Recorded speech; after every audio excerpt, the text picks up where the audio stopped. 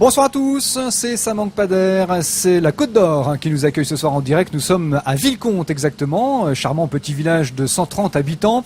Alors la couleur du ciel n'est pas tout à fait estivale, on est plutôt dans des camailleux de gris avec une petite pluie. Ce soir c'est dommage parce qu'on voulait parler vacances. Mais justement peut-être pour conjurer le mauvais sort climatique, on va quand même parler vacances avec vous, notamment Monsieur Guichard.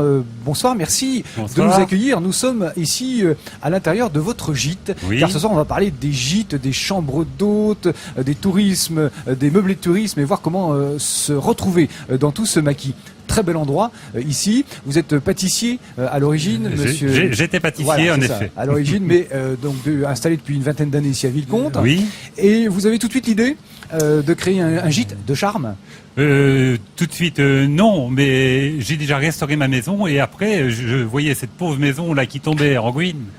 Et donc, j'ai eu l'idée, en effet, de faire un gîte. Mais tout d'abord, il a fallu la restaurer et ça a pris, en effet, pas mal d'années.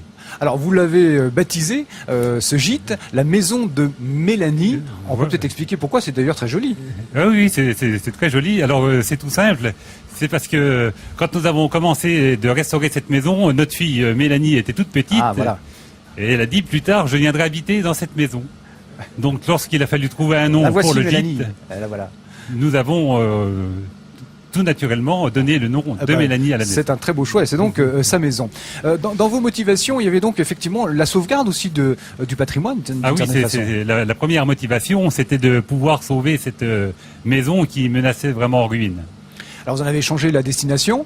On va découvrir ce gîte qui est prévu pour 6 personnes. Je le disais, c'est un gîte de charme, donc parmi ce qui fait de mieux, quoi. Hein.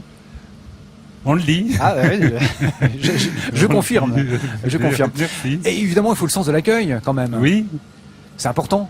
Absolument. Et ben ça, on sait bien faire. On aime accueillir les touristes. Alors, bon, des fois, il y a quelques problèmes avec les langues. Mais à ce moment-là, donc, c'est mon épouse qui vient m'aider à accueillir en anglais, éventuellement avec un petit peu d'allemand, et tout se passe très bien. Qui est un peu plus polyglotte. C'est un investissement personnel, j'imagine quand même. Il faut être là tout le temps, et donc, et ce sens du contact, il faut non pas l'entretenir, mais il faut l'avoir tous les jours. Il faut l'avoir tous les jours, en effet, mais bon, c'est pas non plus aussi contraignant que ça. C'est surtout quand il y a des changements de locataires, les fins de semaine, le samedi, là c'est une rude journée pour remettre tout en ordre. Alors vous avez choisi le style un peu bourguignon pour décorer ce gîte. Ah ben nous avons voulu rester, oui, dans l'esprit bourguignon, dans l'esprit campagne. Mais néanmoins, nous avons apporté tout le confort. Absolument. Ce qui donne les 4 épis d'ailleurs. Voilà, vous avez 4 épis ici. On reviendra tout à l'heure sur cette hiérarchisation des gîtes. Monsieur Lacombe, bonsoir. Oui, bonsoir. Alors vous êtes venu en voisin, vous êtes à Is-sur-Tille. Alors vous avez habité partout, hein, notamment dans le sud de la France. Des affaires familiales vous ont ramené en Bourgogne à Is-sur-Tille, qui est à 7 km d'ici. Et vous avez ouvert il y a assez peu de temps des chambres d'hôtes. Alors voilà. C'est un peu différent. C'est un peu différent. C'est un peu différent. Expliquez. La différence, c'est que nous recevons chez nous, et donc nos hôtes profitent de nos chambres. Hein, ils sont indépendants, ils ont chacun leur salle de bain, ils ont un petit salon, ils ont accès au jardin, à la terrasse. Voilà. Donc c'est dormir chez l'habitant. Alors qu'est-ce qui vous a motivé? Voilà. Tiens, on découvre justement votre maison et votre chambre d'hôte. Oui. C'est aussi le sens du contact, c'est ça qui vous a motivé, voilà, cet intérêt déjà, pour ça? Oui. Absolument, déjà le sens du contact. Et ensuite, nous avions un bâtiment qu'on a en fait rénové entièrement. Et c'est dans ce bâtiment, une ancienne grange du XVIIIe siècle, que nous avons fait nos chambres d'hôtes. Voilà. Alors on le voit, vous avez aussi le sens du déco, mais là c'est de la déco, mais c'est une autre ambiance que à la maison de Mélanie. Là on est plus dans du moderne, on va dire, du contemporain. C'est-à-dire nous avons mélangé du contemporain avec des meubles anciens de famille, et pour essayer d'avoir quelque chose d'un peu original. Voilà. Alors, vous m'avez expliqué que vous aviez 16 nationalités qui étaient déjà passées par chez vous, c'est pas mal. Oui, c'est absolument, c'est énorme. Ouais. Oui. Et puis, en fait, le plaisir, c'est de recevoir des gens très différents, d'horizons différents, et de dialoguer. On a finalement l'accueil au quotidien. Voilà, on est en permanence avec eux. Vous connaissiez Ouais. avant, Monsieur Lacombe et Monsieur Guichard? Pas Non. du Ah, tout, voilà. mais nous allons nous rencontrer plus souvent maintenant. Nous Voilà. sommes voisins quasiment. Absolument. Ouais, On ouais. vous a réunis. En tout cas, très bel établissement aussi. Oui. C'est Chambre d'eau, donc qui se trouve à Is-sur-Tille. À Is-sur-Tille. Merci beaucoup, Monsieur Voilà. Lacombe, pour cet échange. Je vais appeler Madame Buveau maintenant, Muriel Buveau, directrice des Gîtes de France pour la Bourgogne. Alors, Gîtes de France, qu'est-ce que c'est? C'est un réseau, c'est une association, qu'est-ce que c'est? Bonsoir. Gîtes de France est un réseau national qui comporte 44 000 propriétaires de gîtes de chambres d'hôtes sur tout le territoire français et d'outre-mer. Et en Bourgogne, nous avons 2200 hébergements pour accueillir tous les touristes. Alors, hiérarchisé, on le disait tout à l'heure, de 1 à 5 épis, donc évidemment, on estime que c'est le confort qui joue, peut-être la situation. Et c'est vous qui Alors- labellisez, et c'est vous qui assurez le suivi de ce label. C'est un fait qu'un label, c'est déjà la sécurité d'un confort chez nos adhérents. Les hébergements sont classés de 1 à 5 épis, donc c'est une sécurité pour le client. D'autre part, nous sommes très attachés à ce que nos adhérents reçoivent leurs hôtes comme des amis. La convivialité compte énormément dans notre mouvement. Alors justement, qu'est-ce qui fait le choix?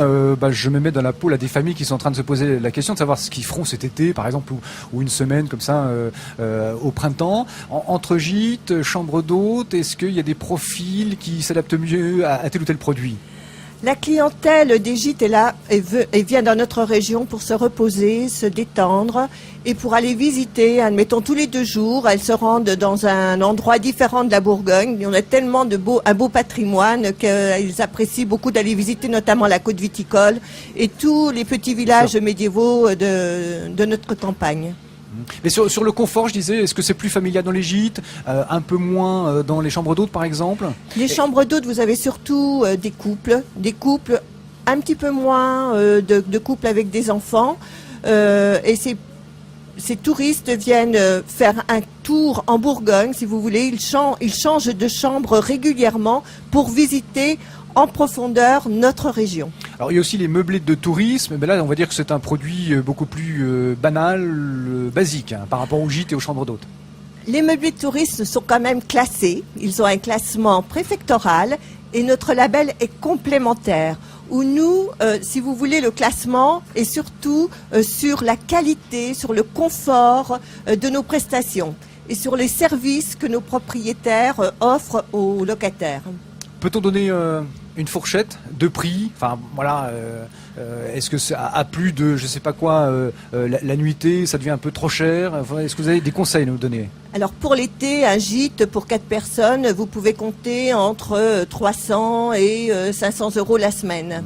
Ça c'est bien. Voilà. d'accord. En chambre d'hôte, comme chez Monsieur Lacombe, le prix est de 65 euros pour un couple, petit déjeuner compris. Donc c'est quand même à un prix très raisonnable pour un très bon confort. Alors évidemment, on peut se poser la question aussi si on se met dans la peau des hôteliers, on se dit tiens voilà, il y a quand même une grande concurrence là, d'autant plus qu'il y a une sorte de boom de création de gîtes, de chambres d'hôtes. Je sais pas si on peut parler toujours de boom ou si les choses se stabilisent. Oui, les chambres d'hôtes Il y en a fonctionnent très toujours. bien. Mais en volume, Oui, il y en un peu. a toujours Oui. de plus en plus. Oui. D'accord. Alors, a fortiori, est-ce que c'est une concurrence par rapport à l'hôtellerie classique? Quand même, quelque part.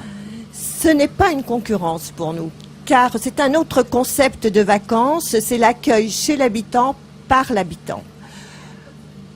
En France, le nombre de chambres par propriétaire est environ de 3 chambres, ce qui fait une petite capacité. Et nous représentons 3% du parc hôtelier, ce qui est vraiment minime. D'autre part, la petite hôtellerie, on le sait dans notre campagne, est en régression. Donc il faut qu'il y ait quand même de l'hébergement pour accueillir tous les gens qui viennent visiter notre belle France. Et de plus, nos adhérents travaillent énormément avec les restaurateurs locaux. Donc donc il y a ça un fait- complément et ils travaillent très en bien termes ensemble. d'économie locale. Pour en savoir plus, il y a le site internet des Gîtes de France pour aller surfer, regarder les prix, voir les photos, etc. Voilà, donc Gîtes de France, l'adresse est inscrite sur votre écran. Merci beaucoup, Monsieur Guichard, de nous avoir accueillis dans votre gîte de charme à Villecomte. Je crois que Villecomte, en étymologie latine, ça veut dire le gîte et le couvert, donc on est à peu près dans le ton. Comitis. Voilà, Villa Comitis. Merci beaucoup. Demain, nous allons prendre la direction d'Arbois, dans le Jura. Vous pouvez revoir cette émission sur le site internet de France 3 à la page Ça manque pas d'air. Bonne soirée, merci encore. À demain.